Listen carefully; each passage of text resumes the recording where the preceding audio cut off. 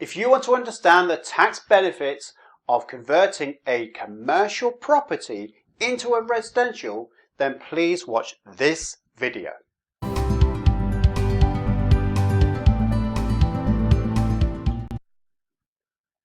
So before we get started, I want to give you some of the benefits of converting a commercial building into a residential. That's right, so converting a commercial building into residential. The first thing you're going to expect to see is a reduction of SDLT. Two reasons. The SDLT banded rates is less for a commercial property than it is on residential. Secondly, you do not pay the 3% SDLT surcharge that you do on a residential property. So you've got a lower band of SDLT in the first instance. Equally, when you're buying a commercial building and converting it into residential, you don't have to pay the 20% VAT that you would normally pay on the materials of getting the residential property up to spec. No.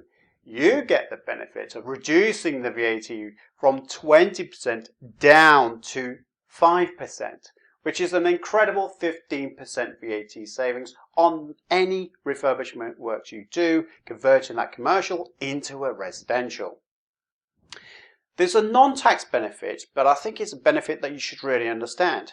You can take a dilapidated commercial building, you know, those type of offices that you see abandoned around the cities and just outside their city areas, where you know it's a bit run down. It's got smashed glass going through it, maybe the roof is caving in, and those type of properties, you know, the local authorities just do not want those around. So what you are going to see is the fact that you're going to have permitted development. So permitted development allows you to convert a commercial building and then put it into residential use. And the amount of planning that you have to go to is far less. It's not as significant as you probably would expect.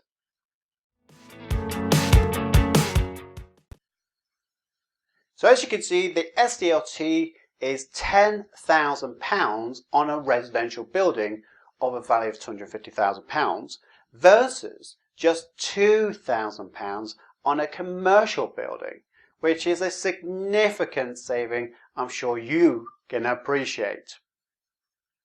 So how many people are thinking about buying a commercial building and then converting it to a residential? It'd be really interesting to kind of hear what you're trying to do. So why not drop a comment in the comments box below this video, and I will reply within 36 hours with any kind of helpful tips that I can provide to you. So please tell us your story, drop a comment, and don't forget to press the like button if this has been useful so far.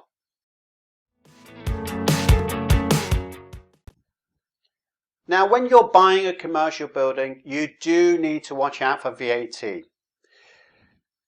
I say this because when people go to buy a property, let's say on Rightmove or on Zoopla, the price of the property is excluding VAT. So you might think, well, this is a great deal. I'm going to buy a commercial building for £250,000. But then when you go to your solicitor and you've got your form that you're going to fill out and it says VAT, hold on, this has now got VAT of £50,000, which means I'm going to be paying £300,000 in total.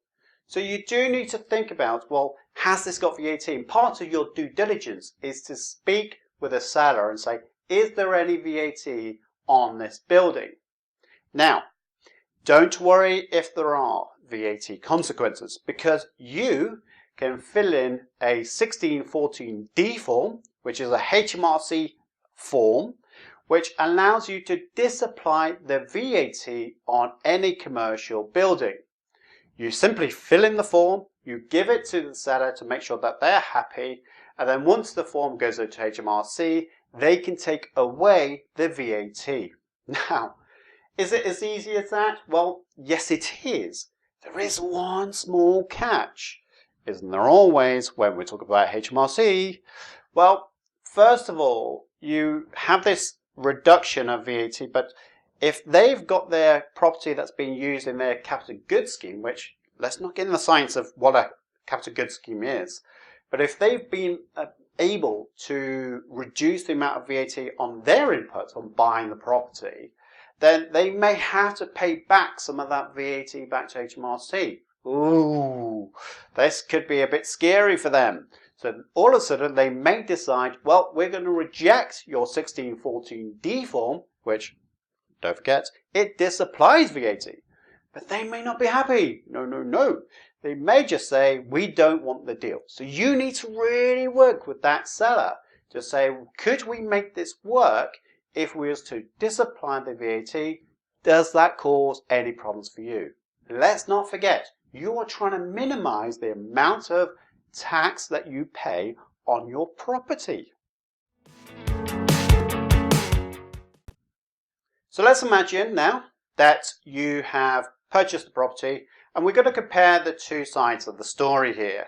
Let's imagine that on the one hand, you was able to negotiate with the seller to take off the VAT. So you're reducing the VAT to zero on the property purchase price, which means you're just paying £250,000. But then we're going to compare that to the second scenario whereby you did not negotiate the VAT removal and then before you pay the £300,000.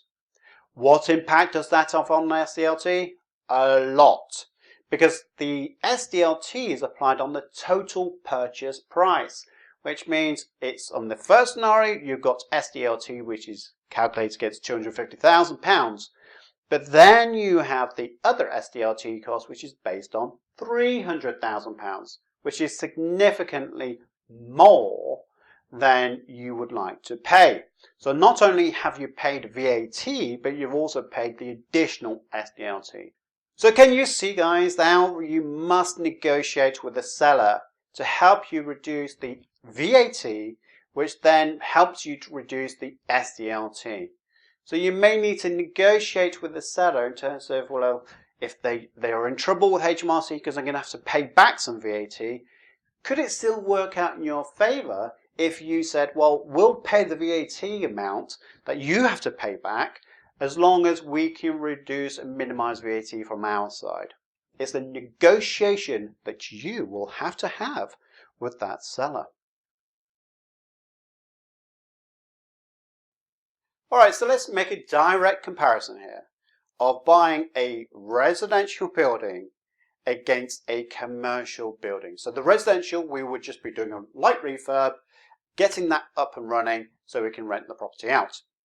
Now, the commercial building though, we're going to have to go through planning permission. Yes, it takes longer to go through that process, but we're now going to just look at the financial benefits of doing so. So we're looking at SDLT, cost savings, as well as VAT. And as you can see, we're talking about a property that has got purchased for £250,000. And then what we're going to do is look at the SDLT. We've already established that the residential SDLT is a lot more than it is for a commercial building. But let's not forget, then we're going to be refurbing the property. So let's imagine that we spend £25,000 on the refurbishment of a residential building and then converting it into a good use.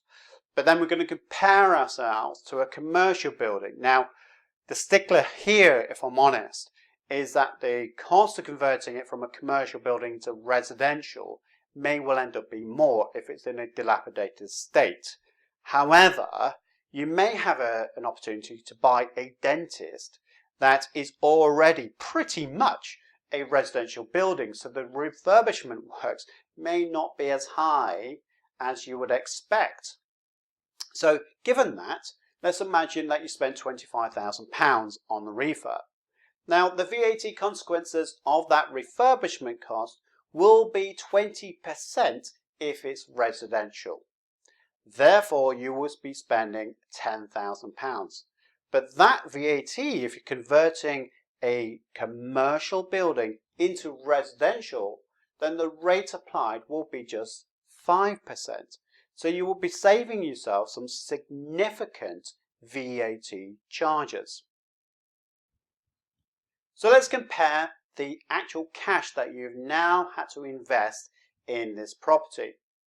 You've got £250,000, whichever one you bought, whether you bought the residential building or the commercial, it doesn't matter. But what we do need to compare now is the £62,500 of the residential property, which you've had to reinvest because the rest of it you would have got as a mortgage. You then have the SDLT, which you'd be paying of £10,000. You've also got £25,000 refurbishment, and then finally you've also got the £5,000 VAT charge as well. In total, you're looking around about £102,500 of cash that you've had to reinvest into that property. Okay, so let's now compare that towards buying a commercial building that you convert into residential. Sure enough, the building cost is still £250,000. And sure enough, just like the residential building, the amount of deposit that you're going to have to put in is £62,500. And sure enough, have I said sure enough too many times? Maybe I have. Maybe we just kind of ignore I'm doing this for you. But let's proceed anyway.